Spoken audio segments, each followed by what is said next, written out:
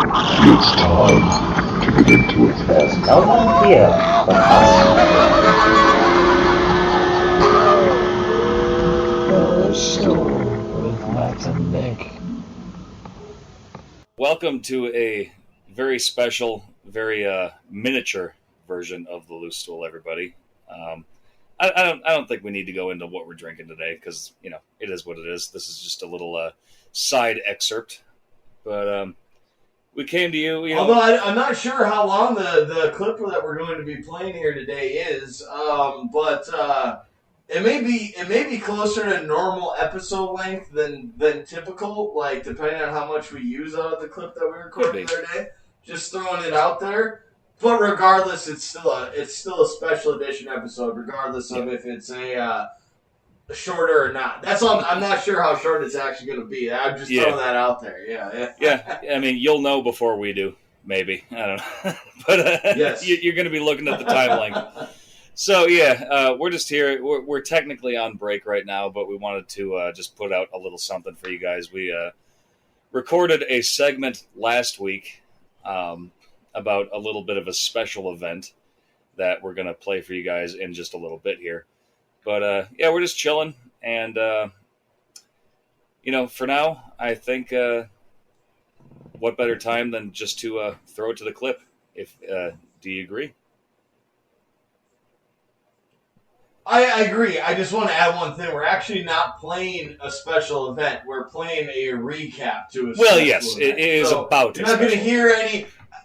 The only reason I'm splitting hairs a little bit on this one is just that I don't want anybody to think there's anything too exciting coming up right now. No, it's still just us talking. It's really it's nothing. I don't want to downplay it because it's a good segment. It's about really interesting or really fun stuff that if you care about us, you're going to care about it. But you're not going to get like a live concert or anything that. It's just us talking about something in the moment.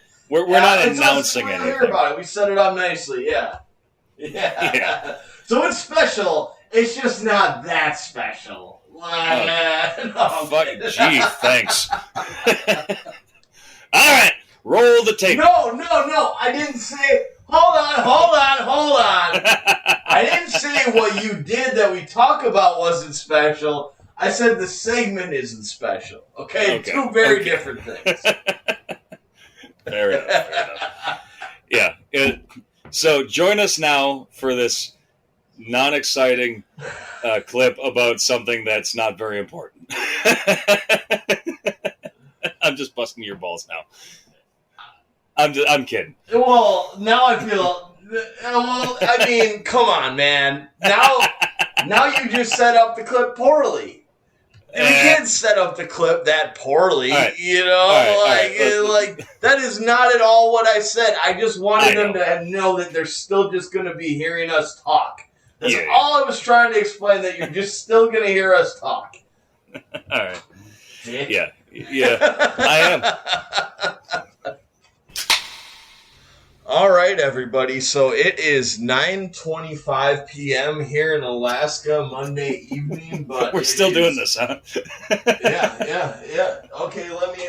I'm gonna do it. I got a whole really great setup here, so I'm gonna put this in too. But I'm gonna flip around the way I do it because it's more important if I start this way. All right, everybody. So it is 12:25 a.m. Tuesday morning, Wisconsin time right now. 9:25 p.m. Alaska Standard Time or Daylight Time, whatever. We talked about that a little while ago, but whatever. And we're doing a special segment, something that we have not done before, because it is a special night tonight, and we are going to get instant live reaction about how it went because our friend Matt Kaiser performed his first stand-up set ever tonight, and we're just going to hear about how it all went. So with that, leading it all together, Matt, how you doing? How'd it go?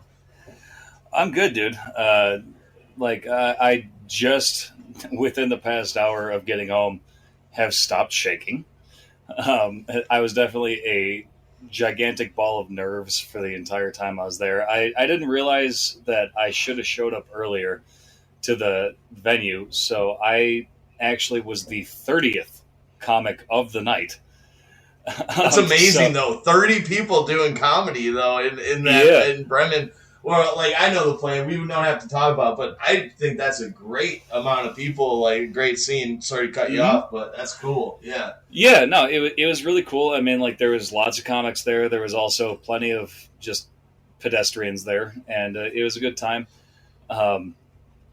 There was only one incident as far as there was some young kid on acid who was just like heckling the shit out of everybody for the first half, and it turned into a running joke throughout the rest of the night because he just kept asking every comic if they were Jewish, and so, like he got kicked out about 20 comics in, and so I'm sitting there like I didn't realize just how late in the night that I was going to go up based on the list. But I'm sitting there and I'm just like, I got a couple friends with me.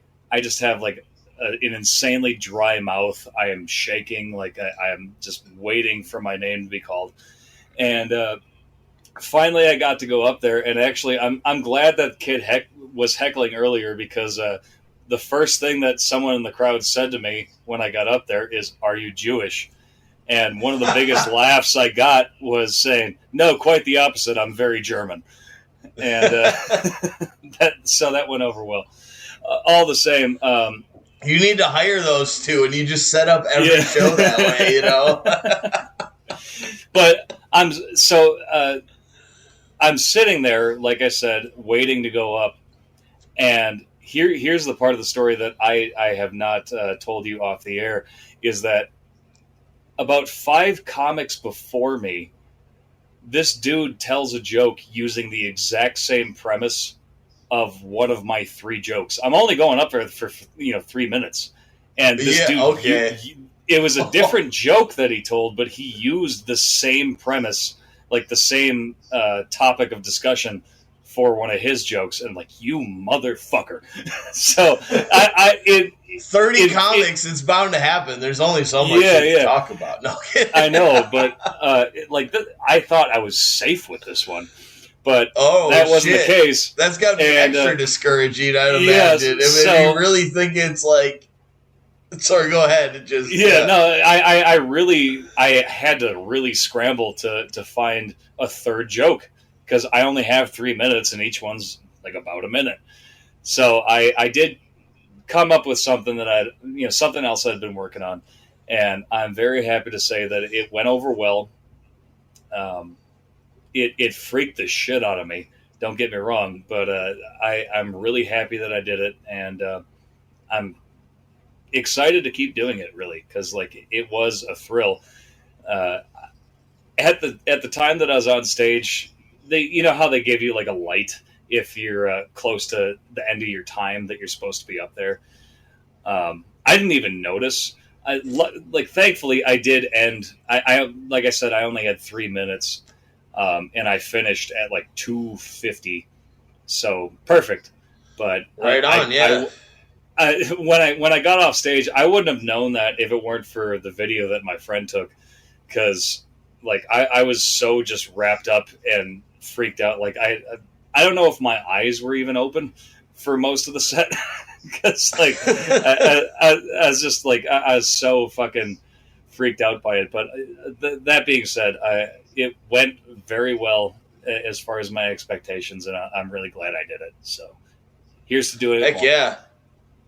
Yeah, and I got to see the video right before we started this recording, and throughout it, I definitely not to be too complimentary, because then you're just going to get an ego and you're going to think you're like the greatest ever or whatever. I thought for sure you were about to start talking shit. Just fucking around, of course. But no, I mean, there's like really great like giggles throughout, and like that's what I noticed is like if you can keep the crowd, kind of like dancing along with the joke, and they're not just like, I mean, sometimes jokes are really, really good if like you say something so controversial that like the audience like gasps and then you get yourself out of it. but just the same, it's even just as good as like every little like line you're saying that isn't even the punchline. There's people going like, you know, like it's getting little laughs out of them, and that's actually more uncontrollable than like when everybody else laughs and then people just start laughing because they're laughing. Like when somebody just like it like gets it tickled out of them, where like you're just up there talking, and all of a sudden they're just kind of like like that's I think that's even more of a compliment to a degree. So there's a lot of that, for sure. Thought, not to interject too much, but well, that's all I have to say there. Yeah. So the last comic of the night came up to me as soon as my set was done. I tried to stick around, but like there's only a couple more guys, and I was standing outside with a drink, smoking a cigarette because I really needed both of those things. And the last comic of the night came up to me, and he's like, "Dude, I really liked your last joke. It was really funny." I'm like, "Oh, thank you, man. I really appreciate it." And like, in retrospect, I feel bad because I didn't say anything complimentary towards him. But it's like, dude, I was so freaked out. Like, I was still shaking like a leaf. And by the time I got off stage, finally, I got a drink and I went outside to smoke a cigarette. I did not hear his set at all. But I feel like I should have said something nice to him. But truth be told, I didn't hear his set. So, like, what am I going to say? Well, you know, and outside of that too, I mean, if if you didn't hear his set, maybe it was like that guy's like first time as well. But let's just assume he's like done it, you know, more times than you have. He probably knows that it's a bit, you know, stressful to go up, and you know, he could have just been like, "Yeah, that was good. I'm going to go make sure you feel comfortable," you know, and gets why you wouldn't. No, I don't know. I'm not putting myself in somebody else's head, but I wouldn't think about it too much. You know, like, out of courtesy, maybe you should. But if you didn't hear his set, that's one thing. The other thing is like, you know, like whatever. I don't know if this is my just social awkwardness, but so not even trying to humble brag here, but the girl that he was with also stepped in and said, "Hey, your set was really funny." And I was like, "Oh, thank you. I really appreciate that." But maybe it's just like the way I came across, but she actually said, "Oh, okay." And then like turned her back and walked away. And like, I don't know what I did. I don't know, like, did I like come across in a way that was like off-putting? I'm sorry if I did, but like I was really in my own head at that moment. So like, I don't know. All the best comics are known to be assholes, so you know you're just creating your brand. But I'm not trying to be. I'm not trying to be though. Like I genuinely meant like, "Oh, thank you. I really do appreciate." But maybe that's where it comes from, because I think most comics also say, you know, there's like, you know, they'll have like social, you know, like social anxiety, or like don't necessarily feel that they always fit in those sorts of social settings. So like when you try to be nice and people think you're trying to be an asshole, well then maybe eventually you just flip a switch and you're like, well, I might as well just be an asshole. Then people think I'm just being funny, you know?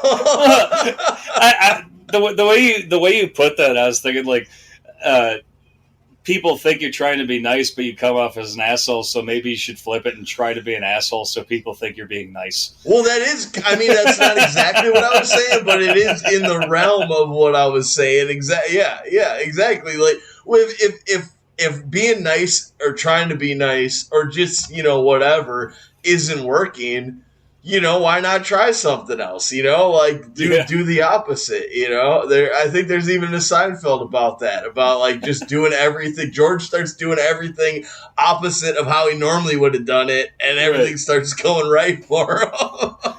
Your set was really funny. I really liked it. Oh, fuck you. Oh, thank you. Well, I don't know if it's that. I think it's more like you'd say like, well, this is.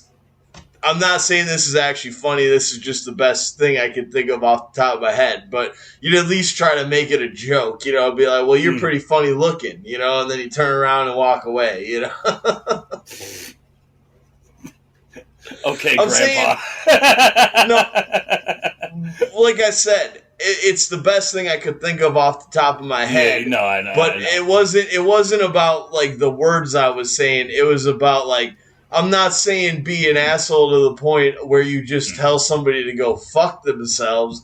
I'm saying that, like, maybe it would, like, being nice didn't work. Make a joke at their expense and see if they're like, oh, this guy's got the joke.